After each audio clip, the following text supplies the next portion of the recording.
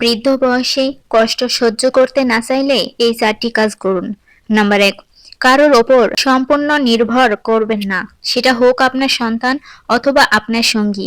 কারণ নির্ভরশীলতা ধীরে ধীরে আপনার মর্যাদা কেড়ে নেবে।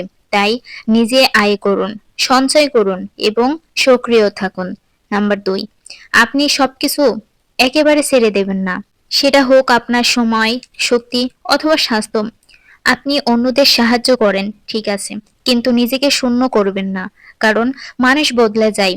যদি আপনার না থাকে তখন কেউ দিবে না।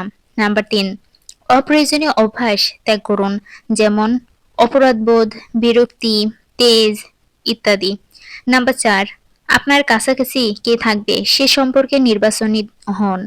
যারা আপনাকে ব্যবহার করে, আপনার আড়ালে বদনাম করে, তাদের থেকে দূরে থাকেন। কারণ একা থাকলে ব্যথা আসে না, বরং আপনাকে আরো শক্তিশালী করে তোলে।